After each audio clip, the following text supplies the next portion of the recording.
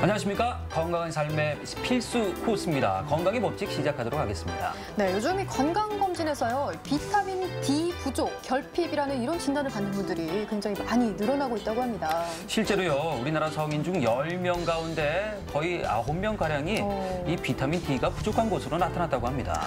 네, 그렇습니다. 이 같은 비타민 D 부족 결핍 현상은 오히려 젊은 층에서 더 두드러지게 나타났다고 하는데요. 실내에서 생활하는 시간이 많은 데다 또 피부가 상할까 봐 햇빛 쬐기를 꺼리기 때문이라고 합니다. 네, 비타민 D는요, 장에서 뼈 건강을 좌우하는 칼슘 흡수를 도와주는 그런 역할을 하고 있는데요. 나이가 들어서 비타민 D 부족 상태가 계속된다고 하면 나이가 들어서 뼈 건강이 약화가 될 수가 있다고 합니다. 이 비타민 D는요, 햇빛을 받는 피부에서 만들어지기 때문에 하루에 15분 정도씩 햇빛을 쬐주는 것만으로도 충분하다고 합니다. 그런데 한 가지 꼭 아셔야 될 게요. 이 햇빛을 쬐줄 때는요, 자외선 차단제를 바르지 않는 것이 좋다고 합니다. 요즘 이 봄 기운이 스물스물 올라오지 않습니까? 네. 우리의 이 뼈 건강을 위해서라도 비타민 D 합성을 위한 그런 봄나들이 이런 것도 한번 기억해 보시는 건 어떨까 하는 생각을 해봅니다.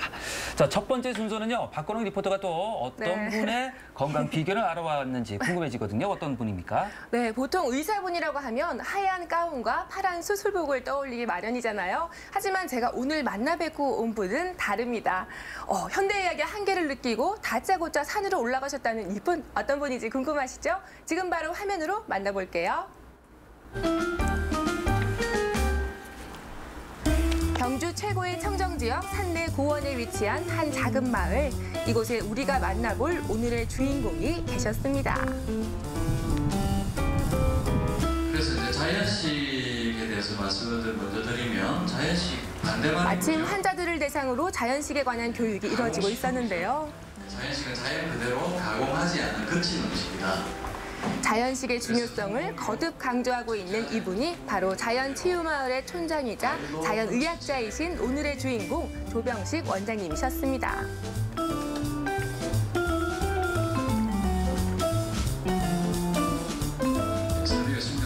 자연 그대로의 음식을 우리 몸에 흡수하기 위해선 색부터 영양소의 균형까지 맞춰서 섭취하는 것이 중요하다고 하는데요. 그래서 각 색깔별로 골고루 섭취하는 것이 더 중요합니다. 신장하고 방광하고 이러한 설명을 조금이라도 놓칠세라 꼼꼼하게 받아 적고 귀담아 듣는 모습들도 이곳에선 이미 익숙한 풍경이라고 하죠. 선생님, 이렇게 병원이 산속에 있는데요. 일반 병원에서 이루어지는 치료랑 조금 다르다고 들었어요. 어떤 걸? 기본적으로는 우리 몸에 자연 치유력이라는 게 있습니다. 우리 몸이 이제 병이 들었을 때 이것을 우리 몸 스스로 이제 극복할 수 있는 그런 능력이죠. 그런 이제 우리 몸의 자연 치유력을 이용해서 질병을 극복하는 그런 이제 방법을 사용을 하고요. 두 번째는 이제 우리 병원이 산에 들어와 있는 것은 이 자연이 최상의 치료제가 됩니다. 우리가 병 들었을 때 병을 극복할 수 있는 가장 큰 조력자 역할을 하죠.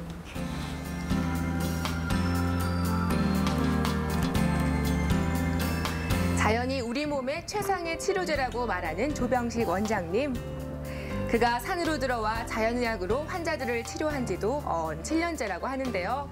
원장님은 그동안 암 환자, 난치병 환자들과 함께 동거동락하며 그가 연구하고 깨우친 자연과 치유의 방법들을 알리는 데 큰 노력을 기울이셨다고 합니다. 지금 보이시는 이곳이 원장님과 환자분들이 함께 생활하고 있는 치유마을이라고 합니다. 아니, 무슨 병원 같지가 않고요. 적은 주택이네요, 완전히.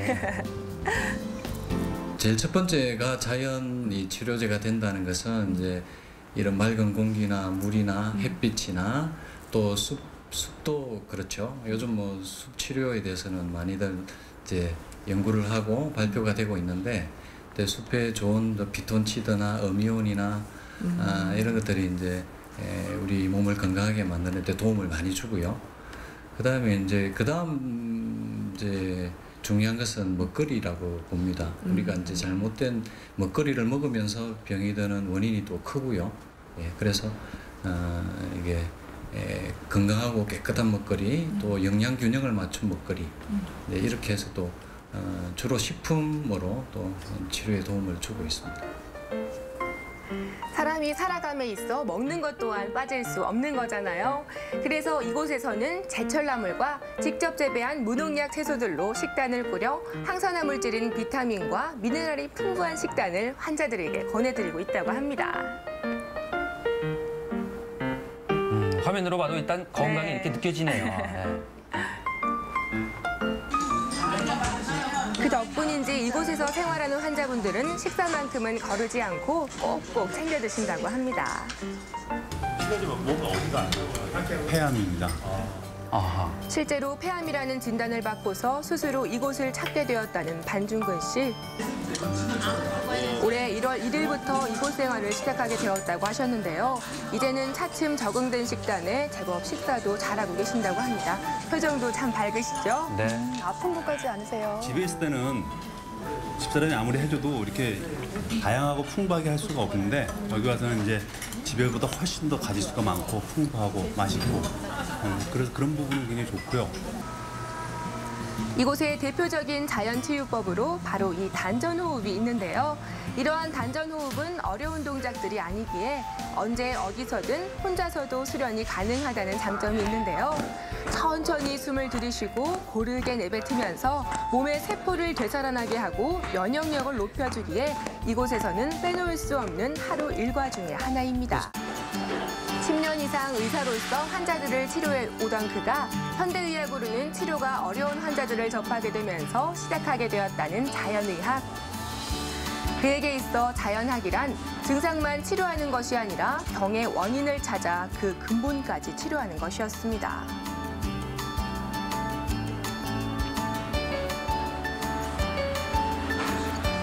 이 현대의학을 배우고 또 제가 그동안 배운 대로 또 이렇게 환자분들에게 또 그런 치료 방법을 사용을 해보니까 사실 이 현대의학이 이게 급성 질환이나 국소적인 질환에는 상당히 효과적이고 장점이 많은데 요즘 또 만성 질환이 늘고 있지 않습니까? 고혈압, 당뇨부터 시작해서 또 암도 많이 늘고 있고요. 근데 그런 환자분들이 왔을 때 실제 뭐 이렇게 증상을 완화하는 뭐 혈압을 낮추고 혈당을 낮추고 뭐 통증을 완화하고 뭐 이 정도는 가능한데 이 증상 치료 이상의 실제로 그 사람의 이 병을 극복하고 건강을 회복하는 데까지 잘 이르지를 못하더란 말입니다. 그래서 그런 한계를 좀 느끼고 그 대체의학을 공부를 하게 된 거죠. 이처럼 조병식 원장님이 추구하는 자연학이란 바로 무엇보다 환자들을 위한 것이었습니다. 치유마을의 산 중턱에 위치한 작은 농장. 이곳에서 아주 재빠르고 날쌘 토종 닭들을 만나볼 수 있었는데요. 사실 이곳에서는 일주일에 한 번씩 환자들의 단백질 섭취를 위해 직접 기른 닭이나 오리들을 식단에 포함시키고 있다고 합니다. 깜짝 놀랐어요. 닭하고 오리하고 파닥파닥 날아다녀가지고 이곳은 또 어떤 곳인가요? 네, 저희들이 그 우리 한우분들을 위해서 네. 안전하고 건강한 먹거리를 제공하기 위해서 이렇게 유기농 채소나 또 이런 그 자연산 닭오리들을 제공하기 위해서 채소 재배도 하고 여기서 오리 닭도 키우고 있습니다. 얘네도 몸에 좋은 걸 다 챙겨 먹고 있네요. 예, 그렇죠. 저 뒤쪽에 그러면 지금 재배하는 그 밭입니다. 예. 뭐 어떤 거죠? 저희가 지금은 뭐 겨울이라 지금 뭐 없는데 뭐 무나 배추도 재배를 하고 뭐 여러 가지 산야초도 야초도 지금 재배를 하고 약초 나무도 키우고 그러고 있습니다. 안전한 먹거리로 건강을 회복하시는 덕분인가요? 이곳 치유마을 사람들의 표정은 늘 이렇게 밝은데요. 본인 별명? 제 별명이요? 남들이 지진이라고 해요. 닮으셨네요. 지진이라고 자꾸 부르대요. 네, 김태희 씨도 있어요. 정말요? 표정들이 다들 밝으시면 좋네요. 김현주. 반갑습니다. 늘 밝은 모습을 잃지 않는 사람들의 얼굴에서 희망을 엿볼 수 있었습니다. 치료를 받아야만이 이게 암 치료라고 생각을 해요. 제가 참 후회스러운 게 그래서 이제 저희 집사람을 얼마 전에 건강검진을 등록해서 이제 좀 정밀한 건강검진을 지금 다음 주에 해요, 화요일 날. 그래서 이제 내가 왜 아프기 전에 이런 것들을 좀 알았으면 뭐 일주일 요즘 보면 그런 거 뭐 9박 10일 일주일 몇 주짜리 코스도 꽤 많이 있어요, 생각보다. 그런데 들어가서 좀 배울 거 배우고 다시 직장생활을 하면서라도 그런 걸 좀 계속 생활에 적용했으면 좀 더 건강하게 살 수 있었던데 꼭 닥쳐서 뭐 인간의 한계긴 하죠. 그게 내 문제로 와야만이 그때서야 책 보고 주위에 정보를 구하고 좀 약간 그런 부분이 좀 아쉬워요. 암 걸리고 나니까. 예방이 훨씬 더 쉽잖아요. 이미 몸에 암세포가 몸에 있으면 내가 정상일 때는 면역이 이 정도만 있어도 암세포가 생겨나도 이길 수 있는데 이미 암세포가 자리를 잡고 나면 정상적인 수준의 면역세포 갖고는 못 이기거든요. 한번 생긴 거는. 그거보다 더 훨씬 강한 면역력을 키워야 되는데 그게 쉽지 않지 않습니까? 네, 그래서 예방적으로 그런 걸 좀 더 했었으면 좋았을 텐데 하는 게 좀 아쉽습니다. 현대의학의 손길이 닿지 못하는 곳에 자연과 치유라는 이름이 항상 우리 곁에 있습니다. 환자들에게 단순히 치료의 목적으로 자연 치유를 권하는 것이 아니라 그들에게 희망과 웃음까지 전달해주고 계시는 조병식 원장님. 다음 주에는 산으로 가는 의사 조병식 원장님의 자연식 식단과 더불어 그가 추구하는 자연 치료, 그 알찬 두 번째 이야기도 많이 기대해 주세요.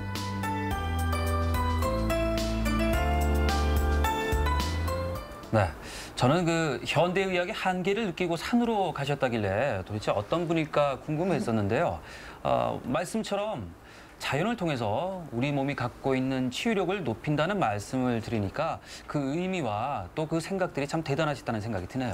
네, 그렇죠. 조병식 원장님께서 말씀하신 것이 흔히 우리가 아플 때 치료의 목적으로 사용하는 주사나 약보다 더 좋은 것이 바로 이렇게 생활 습관을 바로잡고 스트레스를 완화시키는 것이라고 말씀을 하셨는데요. 이것이 바로 항상성 유지를 통한 우리 스스로 자연스럽게 치유를 하는 것이라고 말씀을 하셨습니다. 네, 저는 그리고 특히나 이 화면을 보면서 인상에 깊게 남았던 것이 바로 사람들의 표정이었는데요. 내가 저렇게 아팠더라면 그리고 내가 저런 병을 갖고 있었더라면 과연 저런 밝은 표정을 짓고 생활할 수 있었을까 하는 의문이 또 들더라고요. 네, 사실 저도 처음에 그분들을 뵐 때는 조심스러운 마음이 많이 들었는데요. 이렇게 긍정적인 마음가짐으로 밝게 생활하시는 모습을 보니까 저도 가서 많은 것을 보고 듣고 배우고 돌아왔습니다. 자, 어쨌든 다음 주에도요. 여러분들 궁금하시죠? 조병식 원장님의 이 자연 치유법에 대해서 알아보도록 하겠습니다. 박건홍 리포터 잘 들었습니다. 네, 이번 순서는 건강에 관한 알짜 정보들을 모아서 전해드리는 시간이죠. 바로 건강 탐구 생활이 기다리고 있습니다. 김수희 리포터, 이번 주는 어떤 주제로 탐구하셨죠? 나 돌아갈래! 도시에서 사는 현대인들의 대부분이 노후에는 이 시골에서 한옥을 짓고 살고 싶다라고 말씀들을 많이 하시는데요. 노후까지 기다릴 필요가 있겠습니까? 도시에서 만나는 한옥, 건강에도 최고라고 하는데요. 지금 한번 같이 구경해 보실까요? 출발하시죠. 이리 오너라! 한국 전통 주거 형태인 한옥, 마당과 온돌 등 넓은 공간이 필요하다 보니 어느새 도심에서는 찾아보기 힘든 건축물이 되었는데요. 빼곡히 들어선 아파트들 사이에서 한옥을 만날 수 있다는 놀라운 사실 바로 확인해야겠죠? 입구에서부터 느껴지는 건강한 느낌, 건강에 신경 쓴 친환경, 자연에서 얻은 소재들. 눈부신 빛조차도 은은하게 길들여버리는 창호문과 목재로 만든 수납 공간. 또 전통 문양 그대로인 문고리까지. 와, 정말 한옥 인테리어라는 얘기가 벌써 한 4, 5년 전부터 서울의 건축 시장에서는 시작이 됐었어요. 이게 이제 소비자들이 웰빙을 원하는 바람을 타고 한옥이 가지고 있는 소재가 친환경적이고 웰빙적이라는 것을 이제 아마 그게 같이 연결이 된 것 같습니다. 맞습니다. 우리 선조들의 지혜와 멋이 담긴 한옥, 그 그리움이 다시 재탄생되고 있었는데요. 인기 상승 중인 한옥 인테리어, 네, 집 구경 좀 더 하자고요? 알겠습니다. 우리 아이들이랑 친구들이 가장 좋아하는 공간입니다. 이야. 원래는 이제 빨래를 넣을 수 있도록 되어 있던 베란다 공간인데요. 이곳을 우리 한옥 전통 방식의 누마루를 적용을 했습니다. 그래서 여기서 차도 마실 수 있고 뭐 장난도 치고 아이들은 여기서 잠도 자고 이렇게 합니다. 근데 거기다가 더해서 그냥 단순한 공간의 개념이 아니라 한옥에서는 가장 중요한 게 수납의 개념이거든요. 숨어있는 수납 공간. 그래서 이곳을 이렇게 짠 사용하실 멋지네요. 수 있는 수납 공간으로 만들었습니다. 이렇게 깔끔한 수납 공간까지 곳곳에 숨어 있었는데요. 처음 이 집을 지었을 때는 아이들의 놀이터가 된 공간이기도 했더라고요. 저렇게 아이 2명이 거뜬히 들어가 주는데요.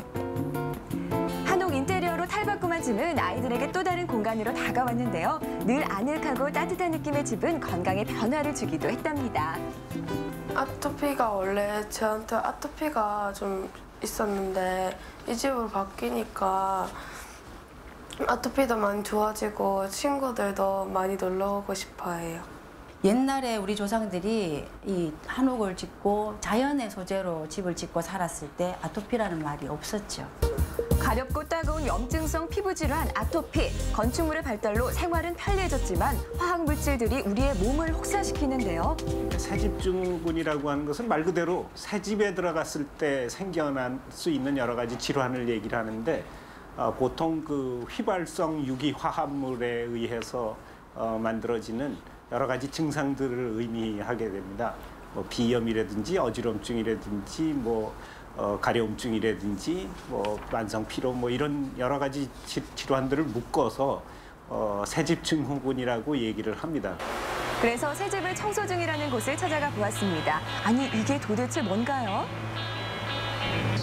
지금 하고 있는 작업은 새집 증후군 작업입니다. 새로운 건축물을 지었을 때 건축물에서 수년간 다량으로 방출되는 포르말데히드나 벤젠 등 인체에 유해한 각종 나쁜 성분들을 오존 산화기로 완전히 분해시켜 맑은 공기로 정화시키는 작업이 되겠습니다.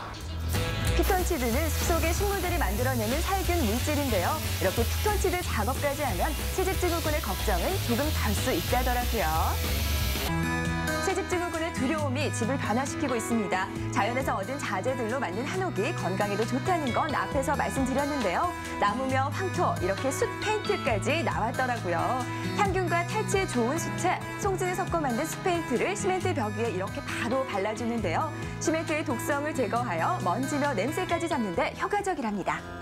참 많이 바뀌었네요. 네, 우리의 소중한 문화유산인 동굴벽화 몇천 년, 몇만 년이 흘러도 선과 색이 그대로 살아있는데요. 그 이유는 바로 자연에서 가져온 그대로라는 거죠. 자연에서 가져온 재료와 색으로 바로 이 천연 페인트가 만들어졌는데요. 보는 것만으로도 눈이 편안한 색이죠. 이 천연 페인트는 화단의 퇴비로 사용을 해도 된다고 하니 정말 놀랍지 않나요? 네. 네, 한국의 전통적 멋을 그대로 살린 문고리와 소품들, 그리고 멋스러운 한지, 바로 천연 벽지인데요. 당나무를 여러 겹으로 해 만들어 견고하면서 부드럽고 포근한 느낌을 준답니다. 특정한 부분을 한옥으로 바꾼 부분 한옥 인테리어도 인기인데요. 한지를 이용한 창호문은 그중에서도 단연 인기랍니다. 은은한 햇살과 바람이 통과하는 창호문은 더할 나위 없이 아늑한 분위기를 주는데요. 네, 일단 목재, 한지 이렇게 선택하니까 일단 시각적으로 너무 편안한 감이 있어서 가족 전체가 안정감을 느끼고 마음도 되게 포용적이 되고요. 또 이렇게 목재에 칠한 천연 오일 같은 게 후각적으로 또 되게 냄새가 좋다 보니까 항상 베란다 문을 일부러라도 열고 싶어서 일부러 냄새를 맡게 돼요.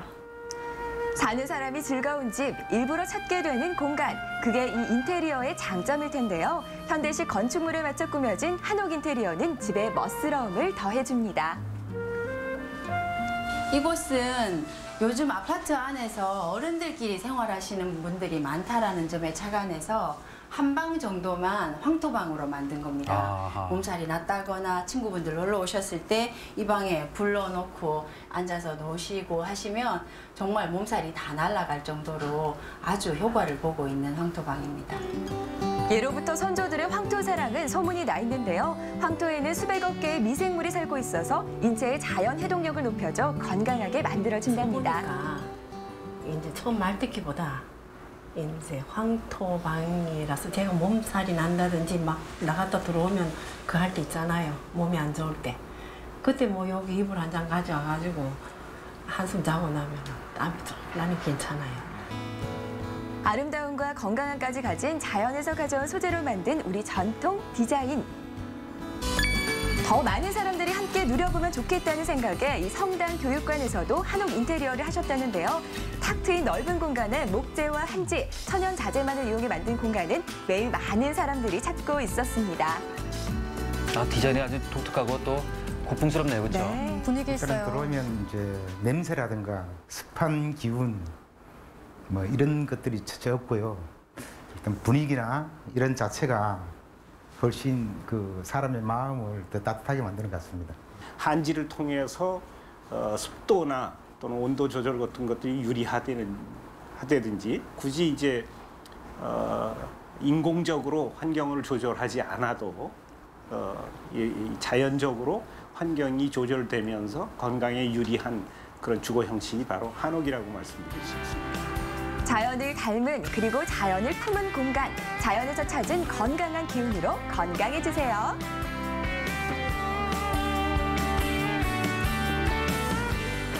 아니 저는 김수일 리포터가 도시에서 한옥을 보여준다고 해서 우리가 좀 동떨어진 아주 특별한 공간을 보여줄 거라 생각을 했었는데 그냥 우리가 사는 아파트에서 한옥을 볼 수가 있네요. 네, 사실 한옥이라는 것이 우리의 주거 공간이지 않겠습니까? 네. 요즘에는요, 아파트며 주거 공간에 한옥을 접목시킨 인테리어가 인기를 끌고 있다고 합니다. 저는 한옥하면은 우리나라의 그냥 전통 집이라고만 생각을 했지 그 안에 쓰여지는 자재 하나하나가 이렇게 소중한지 몰랐습니다. 이렇게 한옥에서 착안을 해서 만들었던 뭐 목화 소미라든가 흙, 숯, 나무 이렇게 건축 자재로 활용했다는 점이 참 기억에 남는데요. 특히나 그 천연 페인트 쓰고 난 뒤에 남았을 경우에는 화단에 또 퇴비로 줘도 돼야 된다고 하니까 정말 놀랐습니다. 네, 이 자연에 가까울수록 우리 몸이 건강해진다는 그런 말은 이럴 때 써야 될 것 같습니다. 한지라든가 황토, 나무에서 나오는 그 자연 그대로를 사용했기 때문에 우리 건강을 위협할 필요도 없고 몸이 편안해지기 때문에 이보다 더 좋은 게 있을까라는 생각이 들더라고요. 네, 이 김수일 리포터 덕분에 우리 한옥의 우성도 알게 됐고요. 또 천연 건축물 재료까지 공부할 수 있어서 참 좋았던 것 같습니다. 소식 잘 들었습니다. 네.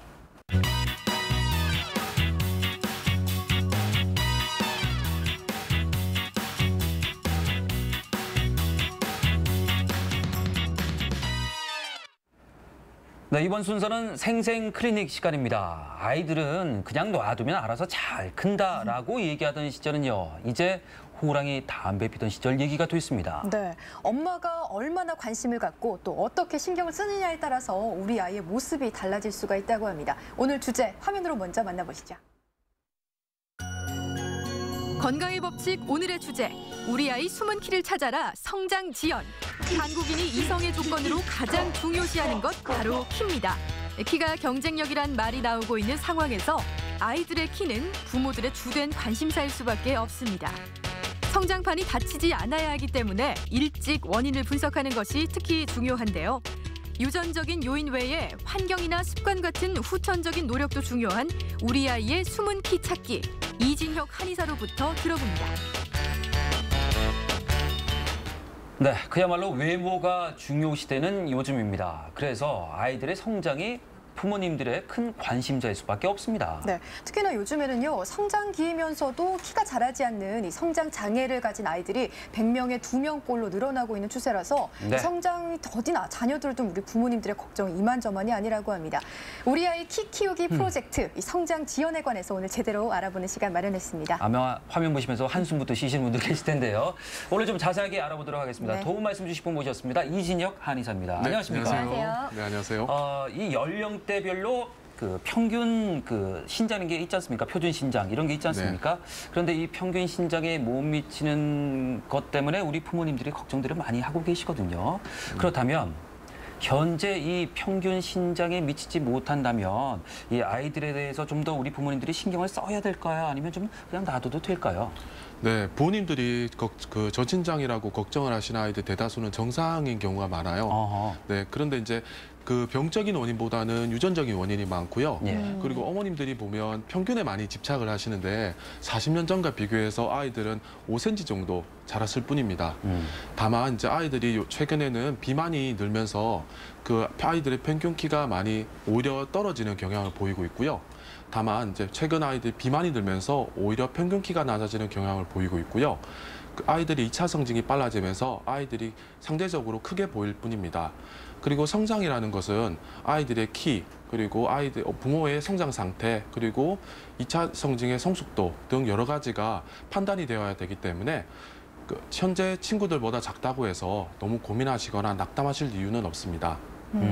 아이 키에 대한 고민들을 참 요즘 많이들 하시는데요. 그렇다면 이 정도면 성장 지연을 한번 의심해 볼 만하다. 어떤 이런 기준이 있을까요? 네, 아이들을 키가 큰 순서대로 줄을 세웠을 때 키가 작은 순에서 5번째 이하가 될 경우나 일정 기간 동안 성장 곡선에서 2단계 이상 이하가 떨어졌을 때 아이들은 성장 지연이라고 볼 수 있습니다. 왜 우리 아이가 다른 아이들보다 키가 작냐 이런 것들에 대해서 우리 부모님들의 원인이 가장 궁금하실 것 같은데요. 네. 이 성장 지연 원인이 어떤 건가요? 네, 성장 지연은 크게 시기에 따라 분류될 수 있는데요. 만 3세 이전의 아이들은 일반적으로 소화흡수 능력의 약화나 이른 단체 생활로 인해서 기력과 혈력이 소모된 경우가 가장 많고요. 3세부터 6세 사이 아이들은 단체 생활로 인한 잦은 감기, 비염, 스트레스가 원인이 많습니다. 초등학교 들어가기 전까지인 6세와 8세 사이의 아이들은 체력이 떨어지면서 그리고 적절한 체중이 모자라게 되면서 아이들은 성장 잠재력이 약화되는 경우가 많고요. 초등학교가 들어가면 이때부터는 체력이 성장의 핵심입니다. 아이들이 피곤해하면 성장의 잠재력이 떨어지게 됩니다. 그리고 10살부터 15살의 아이들은 2차 성징이 빠르게 오면서 성장 잠재력이 약화되는데요. 예를 들면 성조숙증이 있습니다. 양방적으로는 성장 호르몬 결핍증이라는 게 있는데요. 전체 아이들의 5% 정도이며 일반적으로 만 3세 이상의 아이가 4cm 이하로 자랄 경우에는 성장 호르몬 결핍을 의심해 볼 수 있습니다.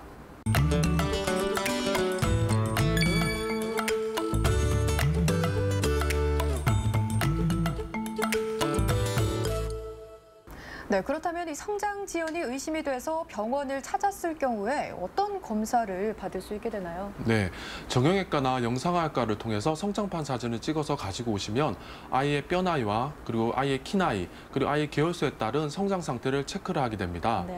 네. 일반적으로 자기 계열수보다 자기 뼈 나이가 어리다면 성장 지연이라 할지라도 성장 치료 여지가 많이 남아 있습니다.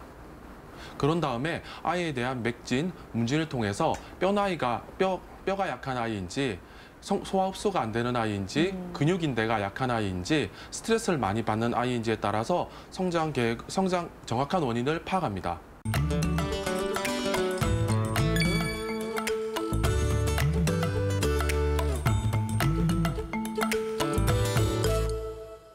네, 우리 아이의 키가 더디게 자라는 것에는 앞서 말씀을 해주신 대로 다양한 요인들이 참 많습니다. 그래서 정확한 원인이 뭔지 빨리 파악을 하신 후에 또 적절한 조치를 취해주시는 것이 중요한데요. 새학기를 맞아서 우리 아이의 키에 대한 고민으로 병원을 찾으신 엄마와 아이를 만나 뵙고 왔습니다. 화면 함께 보시죠. 올해 2학년에 올라가는 9살 천현우 군. 활달하고 잘 뛰어노는 아주 건강한 아이지만 반에서 늘 5손가락 안에 들 정도로 작은 키 때문에 엄마의 고민이 이만저만이 아닙니다. 반에서 앞자리에 하는 편이고 저보다 앞자리에 있는 사람은 별로 없어요. 우리 현우가요. 아빠도 키가 좀 작은 편이고 태어날 때부터 작았고 다른 애들보다 이제 계속 작은 편이었거든요. 그리고 책상에서도 항상 앞자리에 앉더라고요. 그래서 좀 다른 또래보다 작아서 그게 제일 고민이었고요. 외모가 경쟁력이 된 시대, 혹시 아이가 키로 인해 놀림을 당하거나 불이익을 겪지 않을까 키 성장에 대한 고민이 없을 수가 없습니다. 사실 애는 아직 어려가지고 반에서 작은 거에 대한 그런 컴플렉스나 이런 건 아직 없는 것 같고요. 실제로 애한테 불편한 점이나 이런 걸 물어봤을 때는 크게 그렇게 관심을 안 가지는 것 같아요. 키에 대해서는 아직 나이가 어려서 그런지. 아이들의 키가 부모의 걱정거리로 떠오르면서 성장 클리닉도 급속히 증가하고 있는데요. 개학을 앞두고 현우도 정확한 진단을 위해 병원을 찾았습니다. 네, 현우는 현재 지금 자기 나이는 옆에 차트도 있지만 7세 3개월에 만 나이를 가지고 있어요. 그런데 또래보다도 지금 키가 현재 예상되는 키는 자기 유전적으로 받은 키보다 지금 성장 상태가 솔직히 나쁘지는 않습니다. 하지만 지금 뼈 연령이 여기 정형외과에서 판독한 결과를 보게 되면 뼈 연령이 현재 8세 1개월을 가지고 있습니다. 그거는 뭔가 하면 자기가 또래 나이 애들보다 자기가 가진 나이보다 뼈 나이가 더 앞서기 때문에 실제적으로 뼈는 많이 성숙해버렸다는 거죠. 지금은 조금 잘 자라더라도 앞으로는 키가 좀 덜 자랄 수도 있는 부분들이 있고요. 다른 아이들보다 성장이 좀 더 돼야 될 시기에 성장이 좀 덜 될 수 있는 부분들이 많습니다. 지금 아이 상태로 봤을 땐 뼈 기운을 보강하면서 그리고 운동 같은 거는 줄넘기 같은 거 병행을 해서 같이 성장 쪽 관리를 해줘야 되는 친구라고 보시면 됩니다. 키의 경우 유전적인 요인도 물론 있지만 환경적인 요인과 후천적인 관리도 그 못지않게 중요합니다. 가장 많이 저희가 추천드리는 거는요, 무릎 마사지입니다. 지금 발 쪽에 여기 보시게 되면 이쪽 발목 쪽에 아이들이 성장판이 또 존재를 하고, 이런 뒤쪽 손목 쪽으로 성장판이 많이 존재를 하는데요. 이쪽에 특히나 아이들 같은 경우는 성장기 때 요 무릎도 성장판이 존재하는 것이 하나입니다. 이때 이 무릎 마사지나 발목 같은 사지 말단을 마사지를 좀 해주게 되면 성장세포들이 좀 활성화되고, 그리고 근육이나 인대들이 이완을 하면서 아이들은 성장을 하는데 도움을 좀 주게 되고요. 음식이 성장과 직결되는 만큼 성장기 아이들을 위한 식탁은 특히 신경을 써줘야 하는데요. 현우 엄마도 최근 따로 공부를 할 정도로 밥상 영양을 꼼꼼히 챙기고 있다고 합니다. 그냥 아빠랑 산책이나 이런 거, 자전거 타기, 줄넘기 이런 운동 좀 하고요. 태권도 학원을 다니니까 거기서 스트레칭 같은 거 좀 많이 하는 것 같더라고요. 예. 먹는 거는 이제 간식 같은 거를 우유나 치즈, 유제품 위주로 많이 간식을 먹이고, 식사도 새끼를 꼬박꼬박 이제 굶지 않고 먹는 쪽으로 그렇게 지금 챙겨주고 있습니다. 적당한 운동으로 성장판을 자극해주는 것도 필요하다고 해서 학교 마치고 나면 태권도장에 보내고 있습니다. 유전적인 요인도 있지만 엄마가 노력하는 만큼 큰다고 믿고 가능한 집에서 많은 것들을 하려고 노력 중이라네요. 앞으로 어른이 됐을 때 지금 저희가 외모도 경쟁력이 되는 시대인데, 키가 작은 사람보다는 아무래도 큰 편이 호감도도 있고, 그래서 앞으로 사회생활을 한다거나 그럴 때 크게 도움이 될 것 같아서 어렸을 때부터 그쪽으로는 신경을 좀 써야 된다고 생각을 합니다. 7세 3개월의 아이들은 일반적으로는 연간 5.5cm는 최소한 자라줘야 됩니다. 그런데 만약에 내년에도 다시 키를 쟀을 때 5.5cm를 자라지 않고 4cm 이하로 자란다거나, 등수가 성장 전체 등수 100명 중에 줄을 세웠을 때 3등 이하로 내려갔을 경우에는요, 아이들은 성장 지연을 의심해 봐야 되고, 그리고 성장 쪽에서는 실제 양방학적으로 검사를 해봐야 되는 성장 호르몬 결핍이라든가 갑상선 호르몬 결핍 같은 검사도 필요할 수 있습니다. 네, 성격도 아주 활발하고요. 그리고 밥도 잘 먹고, 그냥 보기에는 180cm까지 클 수 있을 것 같은데, 네. 그런데 원장님, 네. 지금부터 이 성장 쪽 관리가 필요하다, 그런 말씀이시죠? 네, 현우의 경우에는 또래보다 키가 많이 작아서 내원을 하셨는데요. 실제 검사 결과 뼈 나이가 실제 나이보다 많게 나왔고요. 또 유전적으로 체중 키가 많이 크지 않아서 관리가 필요한 경우입니다. 그리고 현우의 경우에는 어머님께서 아빠가 키가 작아서 더 걱정이다, 이렇게 말씀을 하셨거든요. 이 유전적인 요인이 성장에 또 영향을 미칠 것 같은데 어떻습니까? 부모의 키가 아이의 키에 영향을 미치나요? 네, 다행스럽게도 유전적인 부분이 절대적인 비중을 차지하지는 않습니다. 운동이나 영양 같은 후천적인 부분이 70% 정도를 차지하고 있고요. 네. 유전적인 부분이 30% 정도를 차지하고 있는데요. 하지만 적절하게 관리가 되지 않는다면 이 30%가 성장의 발목을 잡을 수 있습니다. 그러니까 후천적인 영향이 크지만 이게 혹시 시기를 놓치게 되면 유전적인 부분이 영향을 미칠 수가 있다. 그러니까 비중이 적은 30%가 비중이 많으면 70%를 막을 수도 있다. 이런 얘기가 되겠군요. 네, 그렇습니다. 그래서 부모의 키가 작을 경우에는 그 이상 자라기 어렵다는 것을 보고 어릴 때부터 일찍 치료를 들어가는 것이 좋습니다. 특히 어릴 때부터 치료가 들어간 아이의 경우에는 유전적으로 받은 키보다 더 많이 자랄 수 있다는 것이 성장 전문의들의 의견입니다. 아이들의 키 이야기를 할 때는 성장판 얘기가 꼭 나오더라고요. 맞아요. 성장판이 정확히 어떤 건가요, 선생님? 네, 뼈는 태어날 때부터 성숙돼 있지 않습니다. 아이들이 이가 6살에서 7살 사이에 빠지고 다시 자라나듯이 뼈가 자라는 곳을 성장판이라고 하는데요. 성장판은 관절과 직접 연결되는 뼈 부분에 있는 연골이라고 생각하시면 이해하기 쉽습니다. 이 연골 부분이 뼈와 같은 골질로 변하면서 뼈가 자라고 키가 자라는 것인데요.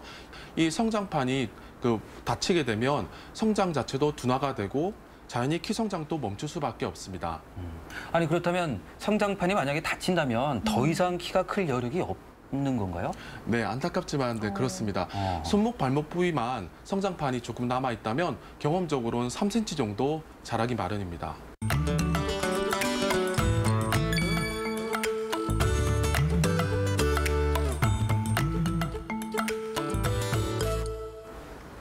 네, 이 성장판이 다치지 않아야지 또 앞으로 더 클 여력이 있는 만큼 이 성장판을 잘 관리해주는 것이 참 중요할 것 같은데요. 그렇다면 이 성장판 어떻게 관리해 볼 수 있을까요? 네, 먼저 키에 대해 고민이시라면 1년에 한 번 정도, 우리 아이가 2차 성징이 빠르다면 6개월에 한 번 정도 성장판을 찍어보시는 것이 좋은데요. 그 성장판의 개폐 여부는 엑스레이를 통해서 쉽게 알 수 있습니다. 10살 미만의 아이의 경우에는 손목과 손 부위에 있는 뼈를 사진을 찍어보시면 되고요. 10살 이상의 아이의 경우에는 발꿈치 뒤쪽을 찍어보시면 좋습니다. 무엇보다 중요한 것은 지속적으로 성장판을 자극하여 아이의 키 성장을 촉진하는 것이 중요합니다. 성장판 자극 얘기를 해주셨으니까 그러면 이 성장판 자극은 어떻게 해주면 좋을지 궁금하거든요. 아까 화면에서 잠시 마사지 얘기도 나왔던 것 같고요. 요령을 좀 얘기해 주실까요? 네, 우리가 쉽게 말하는 그 장단지 부위의 근육을 가자미근이라고 하는데요. 이 가자미 근육을 제2의 심장이라고 합니다. 하지에 있는 피를 심장으로 펌프질해서 보내는 곳인데요. 이 부위는 아이들이 활동이 늘면서 무릎과 함께 성장통을 가장 많이 호소하는 부위입니다. 이 가자미근의 경직이 일어나게 되면 성장이 방해될 수 있기 때문에 가자미근의 스트레칭이 성장에 도움이 됩니다. 성장점 부위도 따로 있을 것 같은데 그렇다면 이 성장점 구체적으로 좀 짚어서 설명을 좀 부탁드릴까요? 네, 성장점 부위는 크게 세 가지 부위가 있습니다. 우선 손목 부분의 양측을 통해서 이 주변에 있는 부분들을 마사지를 해주시면 좋거든요. 이 손목 부분이 있고요. 그리고 두 번째는 무릎 뒤쪽을 보시게 되면 아까 가자미근 설명하신 부위가 이쪽 부위가 되고 무릎 지역 혈자리는 안쪽이 됩니다. 이쪽 부분은 근육하고 인대를 튼튼하게 해주는 자리고요. 복사뼈 안쪽 이 자리는 실제 성장판이 존재하는 자리고요. 이 자리를 이렇게 부드럽게 마사지를 해주시면 좋습니다. 그러면 이렇게 성장판 자극을 마사지를 이용해서 해주는 것도 좋고 그럼 또 운동도 좀 있을 것 같아요. 네. 성장에 좋은 운동. 네, 가장 흔히 추천드리는 건 줄넘기입니다. 줄넘기와 달리기 그리고 농구 같은 것을 추천드리고요. 그리고 쭉쭉이 체조와 같은 가벼운 운동을 매일 1시간 정도 반복해 주시면 성장판을 자극할 수 있습니다. 네.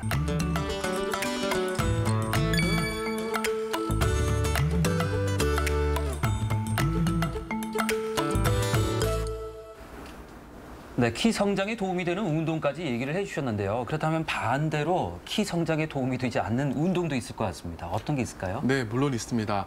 특히 역도나 마라톤, 기계체조 같은 운동들은 성장에 도움이 되지 않습니다. 특히 이 종목을 주 종목으로 하는 선수들은 심폐운동이나 그 스트레칭 같은 운동을 하기 때문에 무리를 주진 않지만 일반인의 경우에는 이 운동을 하게 되면 성장판에 무리를 줄 수 있기 때문에 도움이 되지 않습니다.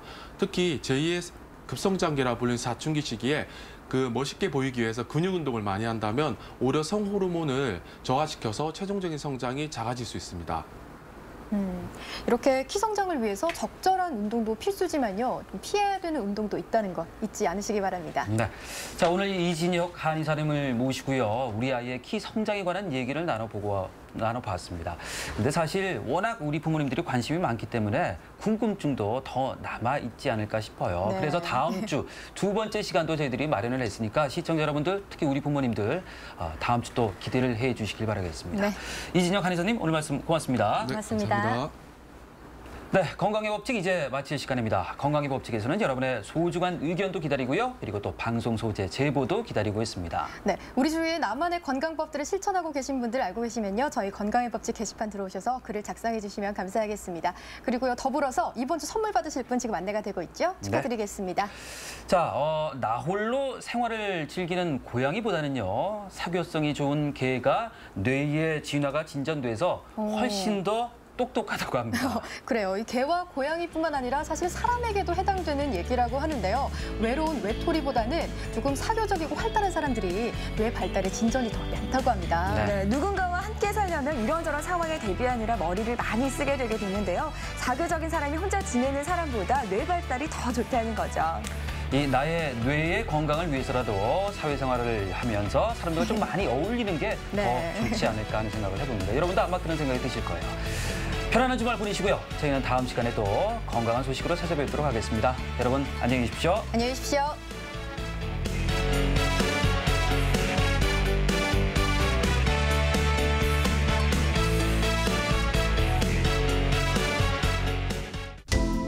프로그램에 참여하신 분들께는 삼양제넥스에서 올리고당 교환권을, 티스테이션 옥동점에서 휠 얼라이어먼트 상품권을, 젠뷰티 자수정 건강에서 테라피 상품권을 드립니다.